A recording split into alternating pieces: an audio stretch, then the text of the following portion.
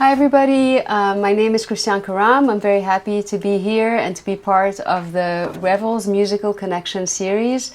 I'm originally from Beirut, Lebanon. I also have Armenian heritage, and my journey and my travels have taken me all around the world, and I've had the privilege of exploring different musical traditions and how they connect together and where they come from. And I've had the pleasure of exploring new musical sounds and new ways that different musical cultures can talk together, and exploring some of those possibilities. And today we'll be talking a little bit more about that, and I'll be sharing some excerpts of the things I've done along the way that have deepened my passion for finding ways that we can all connect and celebrate the incredible and abundant beauty on this planet. This piece is called Mabadetta. It's originally a poem from Andalusia that was set to music in 19th century Egypt. It's a very, very popular song in the Western world as well, because it utilizes a maqam, a mode from the Arabic system that is similar to what we know in the West as minor. And so it has been harmonized and it has been sung in many, many different languages. It's very accessible in many ways. It has a very interesting rhythm that is not very common in Western cultures. So it takes a little bit of getting accustomed to for Western ears. But it's very deep, it's very profound. I'll demonstrate it in a little bit. And the song speaks of love, and it utilizes a lot of vivid imagery, drawn from nature. It's very, very evocative, and the melody is also very haunting.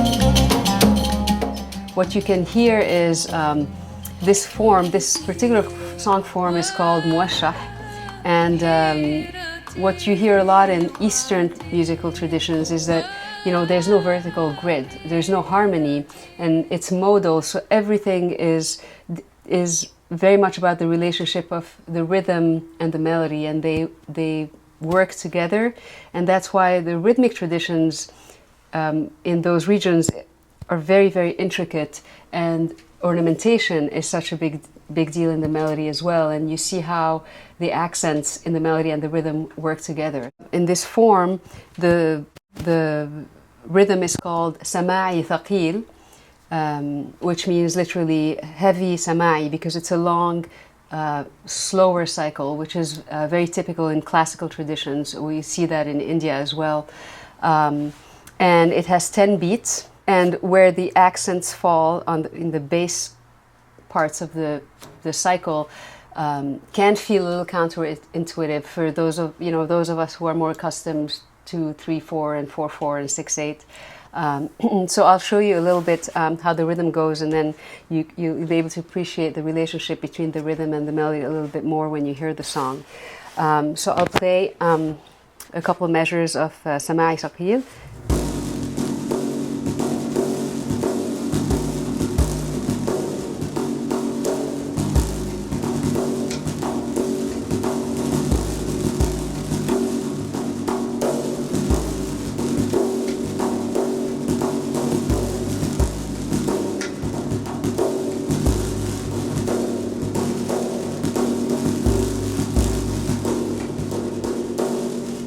These are 4 measures of Sama'i Thaqil, and in Arabic music, as well as in many Eastern traditions, you'll see that there are syllables associated with different parts of the rhythm, of the beat. And so, for example, in the Arabic tradition, you will the sound, the word dum is associated with the bass sound, and tek is associated with the more treble sound of the rhythm. So Sama'i Thaqil would be something like this: dum, tek, dum, dum, tek, and then the rest are breaks: dum, tek, dum, dum, tek. And oftentimes when I'm teaching this rhythm, I ask people to just clap on the 1, 6, and 7, because these are the bass parts, and this helps us anchor the rhythm. Right? So if we try it again, it'll be something like, I'll count it this time. So 1, 2, tek, tek, 1, 6, 7, 8, 10, 1, 2, 3, 4, 5, 6, 7, 8, 9, 10.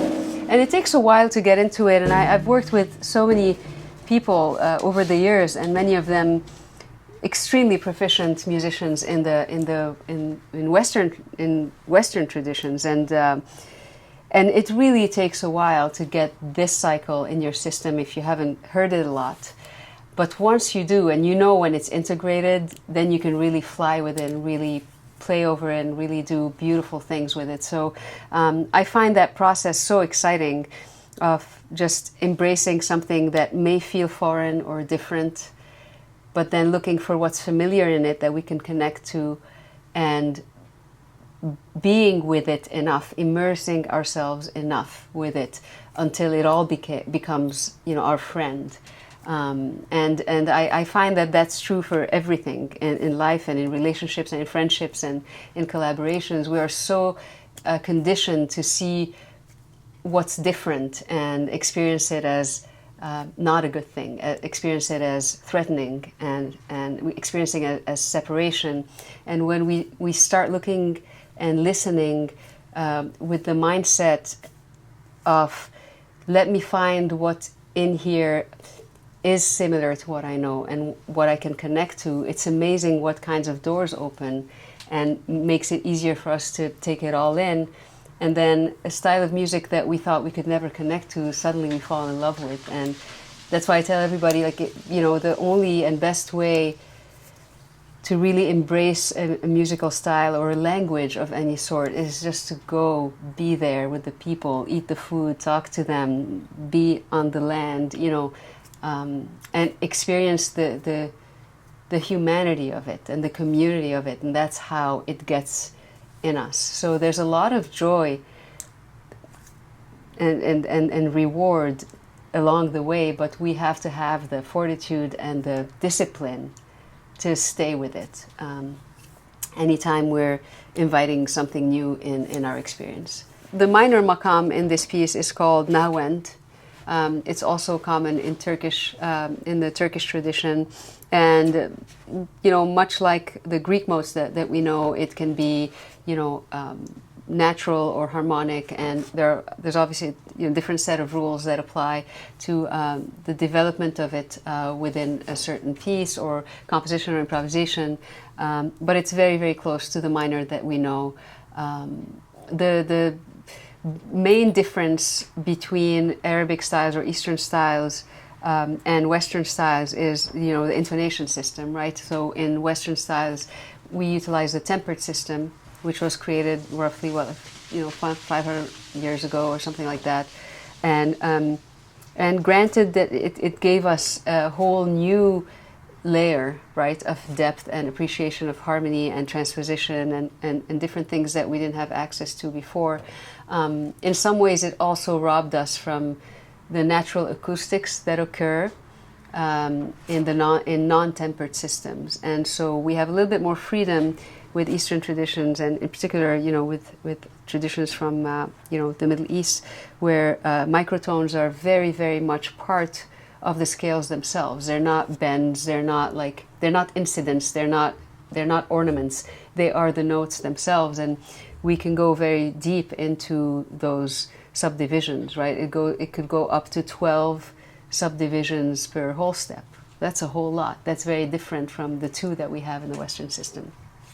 And you know, in the mainstream aspect of those traditions, we utilize the term quarter tone. It's never exactly the quarter tone, because there's a very precise measuring system for those cents, for those increments. But it's roughly that, and this is what gives those melodies the warmth that they have. And it's a different emotional spectrum. Because it resonates completely differently. And this is what also makes it very challenging to do, you know, what we all call fusion today. It's a very tricky term, right? So as a dear mentor who used to tell me, there is fusion and there is confusion, right? And I think that that's very, very true. Simon Shaheen, I'm looking at you. Dear friend and colleague and mentor, but it's very true, and in myself, even me, in my excitement to want to put things together, I did all kinds of things that, you know, I wouldn't do today, but it was my way of just jumping in and trying to figure it out. But there's a measure of integrity that goes with mixing and matching and understanding a language, and it's very much like translating. If we don't have a command of the languages we're translating to and from, it's going to be sloppy and it's going to be surface level, and you know, we see a lot of that in music, and so it's very important to be aware of what those traditions are, what the intention behind those systems is, and how they need to shine, and what space they need to take up, so then we can negotiate and figure out how we can bring some aspects of the traditions together without compromising the integrity of each tradition. And this is what makes, for example, the use of the piano very, very, very exciting, but also very limited in some ways, because we're utilizing a tempered instrument with essentially in a non-tempered language.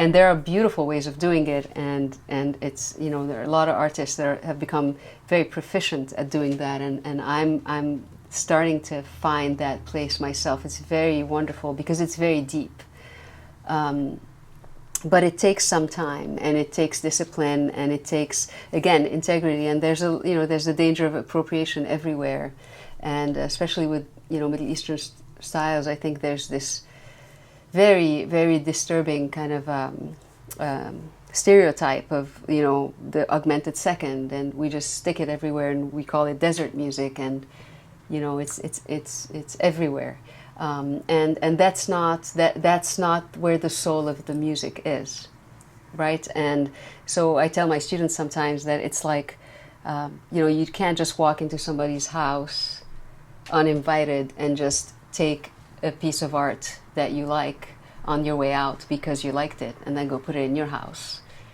You know, if there's an invitation, and if there's reverence in the process, and if it's an exchange, and if you understand who that person is and what that piece means and why it's utilized in that way, and then you're offered it and given permission to use it, then you find ways to use it that honor all of that, and find a way to give back. And to me, that's the essence of like intercultural exchange, and it's at the heart of what I do when I work with bringing different musical cultures together.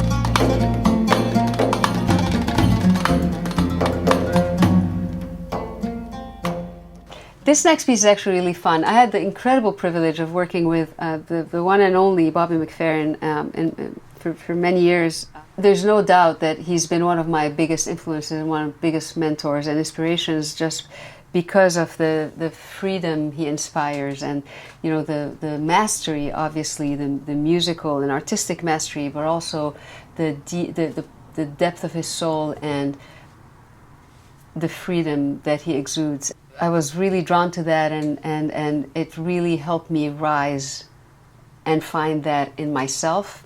And I always have endless gratitude. Throughout the course of those years, I again fell in love with circle singing, which is a practice he brought back to the West. You know, it was an ancient practice in Africa that he kind of reinvented with voicestra. Essentially, it's the practice of composing on the spot and arranging on the spot for a group of vocalists that become the orchestra. And so we use the whole body as the instrument, and the soundscapes that come out of that are absolutely miraculous and extremely healing. There's something with the vibrations and the rhythms and the sounds, a collective cathartic experience.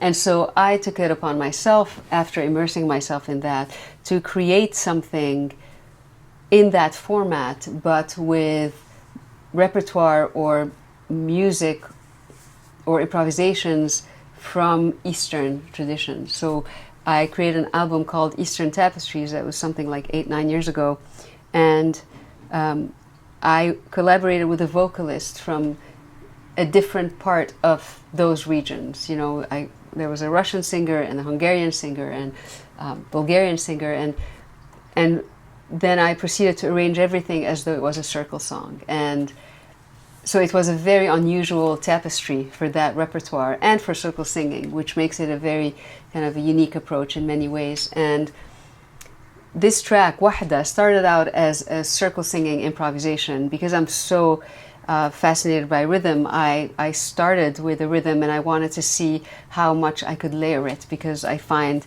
you know, I've studied Carnatic, you know, rhythms, and rhythm has been such a big part of my life, and I'm fascinated by what's possible when we delve into the subdivisions and the layering. It can feel intimidating for like 3 seconds, and then it's just so much fun, right? And I try to instill that in my students too, because it's just endless fun.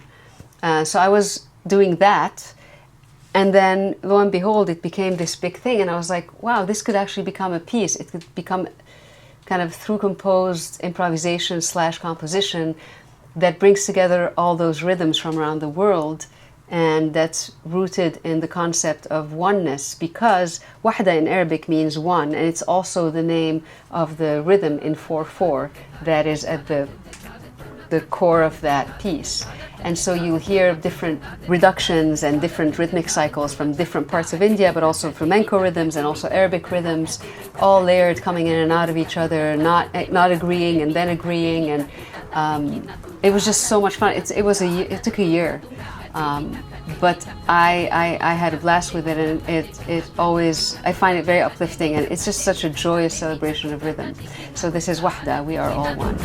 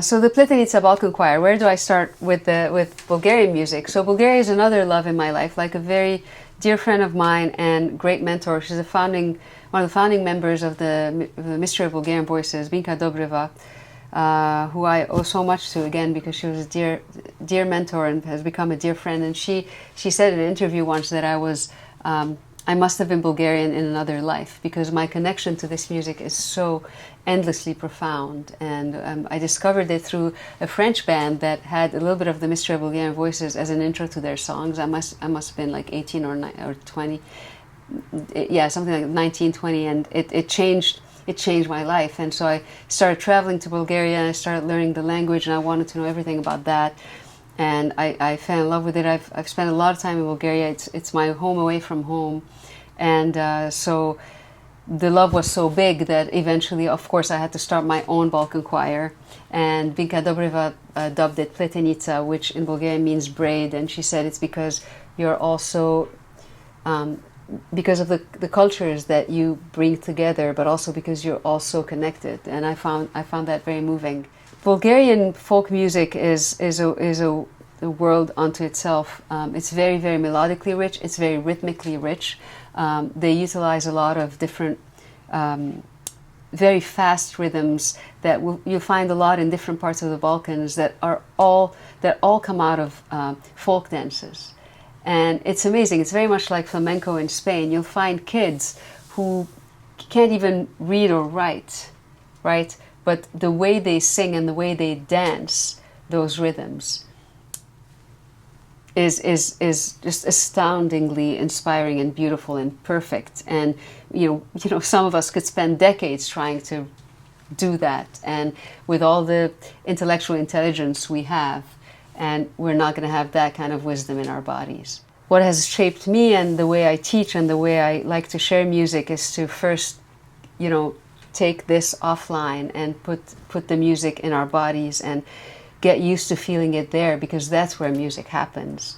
And once it's there, then we can add a little bit of information, a little bit of rational, intellectual information, kind of to anchor it and put it all together, but not the other way around. I find that, especially in the West, we tend to overburden ourselves with intellectual information that ends up becoming dead weight. We can become overgrown brains that are not attached to our bodies. And it's absolutely impossible to really be music. So there's something, there were studies that were made that showed that Bulgarian choral music with that kind of very, very forward vocal production actually had an effect on the cells, right? And I do a lot of work with sound, what we call, or what is called in some circles, sound meditation, or, the work of the frequency of sound and the human voice and vibration and the effect on the cells and on the body and on energy and all of that. And there's something about the way that music is sung that is absolutely very transformative. It's impossible to bear witness to that and stay indifferent to it. And I get people all the time who come and say, we heard your choir, we didn't understand a word, but we were in tears, or we were uplifted, and again, it's been such a great privilege having the opportunity to build something like that and see it grow and soar and really, elevate this style and showcase it at its highest level. And we can look at a little bit of what Pletenitsa does as well. And what's absolutely fascinating about Pletenitsa, and that's relevant to everything we're talking about integrity and how we can honor traditions even if we're not from them, right? So typically in this group, there are very few, if any, people from that region. But we spend so much time working on pronunciation, on vocal production, on the sound, on the meaning, on just the context of the music and how it's felt, how the rhythms are felt, how the sounds are experienced in the face. And it brings me great pride that we are actually very respected in Bulgaria, because there's an honoring that and a reverence and a very sincere and committed love for that tradition that makes it impossible for us to deliver anything that's subpar and that doesn't really do it justice. And again, to me, that's the mindset. If we want to come to any tradition that we didn't necessarily come from, it's commendable, it's beautiful, and that has been my life. But there's a process that makes it run deep or not.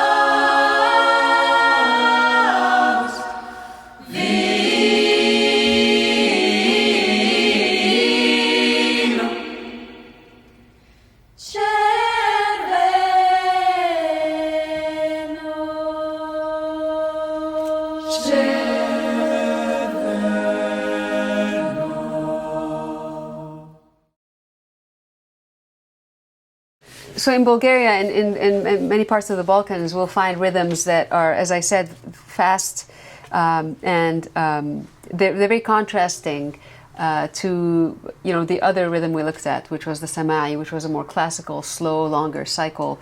And we find that in the music of India as well. We'll find long, classical, like, slower cycles, and then faster cycles that are often associated with dance and folk music. So what we find in Bulgaria is a lot of subdivisions of groupings of twos and threes. For instance, I'm going to play this rhythm.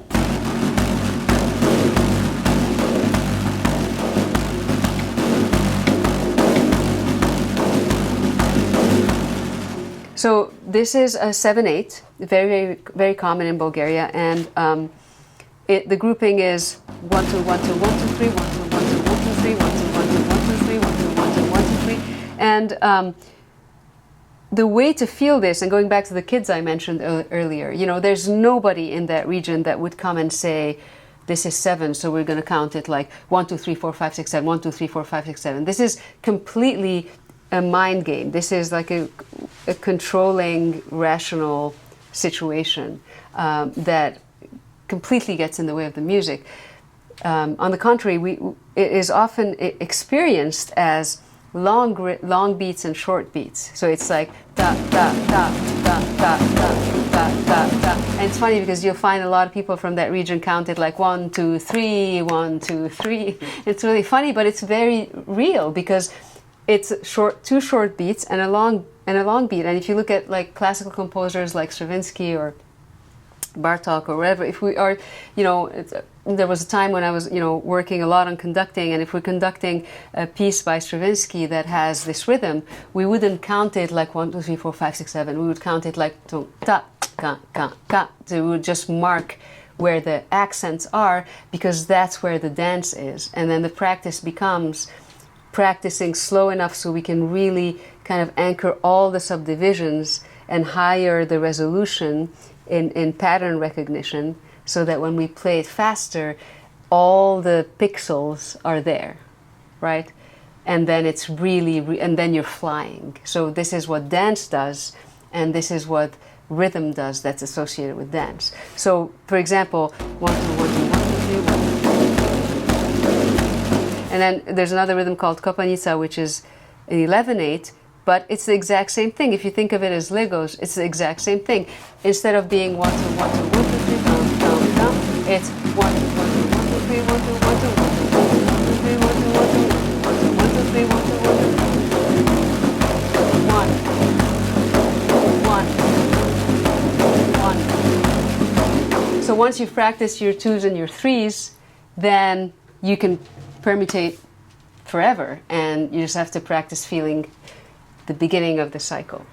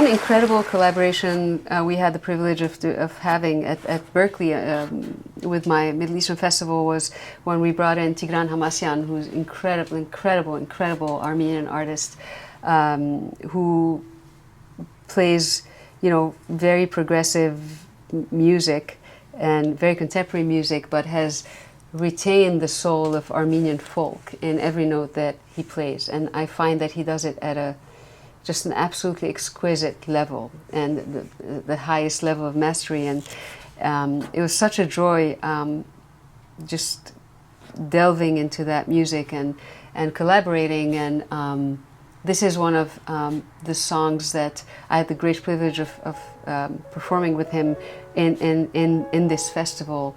That's again just an incredibly beautiful melody. It's called Love Song.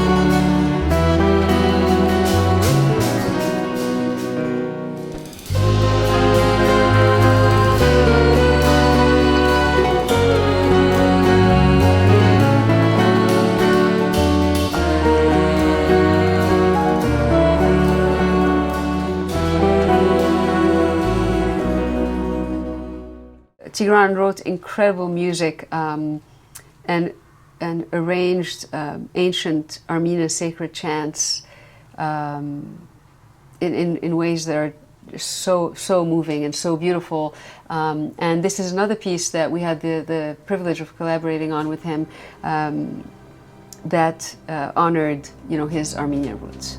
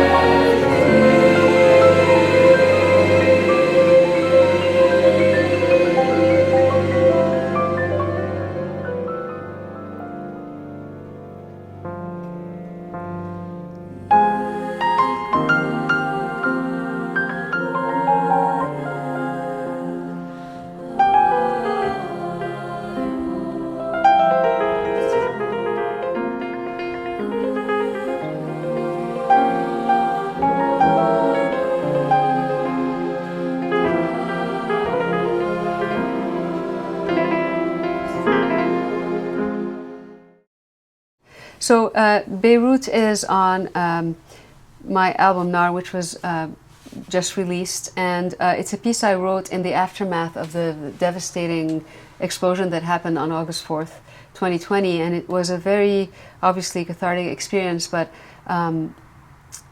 the beauty of this piece and of this quintet in particular was that it brought together so many of the things that we talked about. So and they were all part of the emotional contour of that very very deep and kind of rattling story of grief, but also hope, but also sorrow, but also rising above.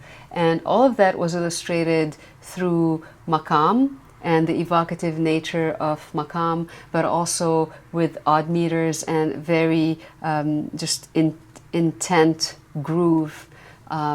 And then you'll also hear some beautiful harmonies, right? That come from, probably my classical influences, because I grew up as a classical pianist, and every person in this band is, everybody's very versatile, but they're all anchored in a couple of particular things.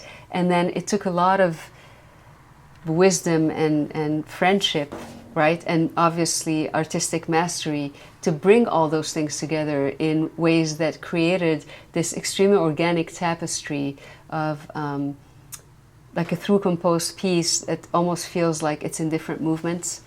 But this is what I meant when I said you do it in a way that the soul of the tradition has room to shine, right? So we have a piano, but we have a classic, like we have an Arabic cello, but he's also very proficient in classical music, so he can navigate, he can steer, right?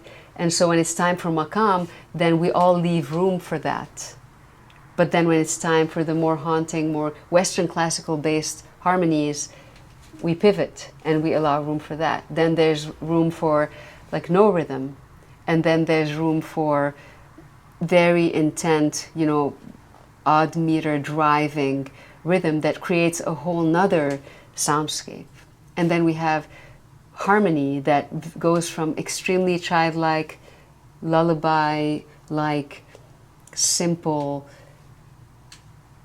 gentle chords to tension and catastrophe, literally, and how we show that also chordally is extremely, it's fascinating how it all comes together, and it's just such a joy collaborating on that level and finding minds that are willing to stretch and believe that finding common ground is possible. And I find that that's a beautiful metaphor for everything.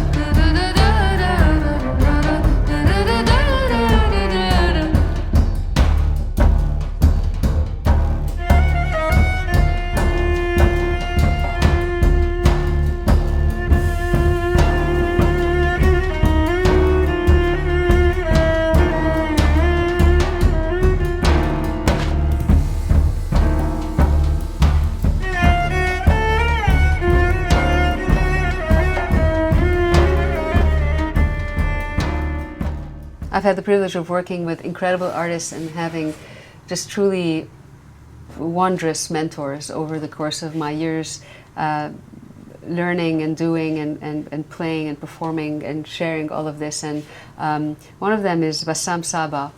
Learned so much from him. One of the most accomplished and soulful artists of our time. He passed away of COVID last fall, and you know, it's an immeasurable loss for the music world and for those of us who knew him and loved him. But I wanted to share a little bit of his work, because I truly wholeheartedly believe that nobody on this planet plays the ney like he does.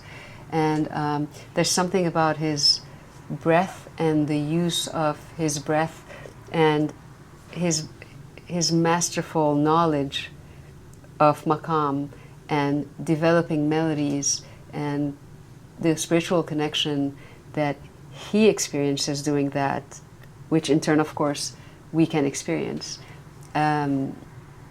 is like nothing else that I know of. And I wanted to share a little bit of this improvisation of his that is truly compelling and haunting. Yeah, the ney is one of the most ancient instruments and the most deceptive in its seeming simplicity, right?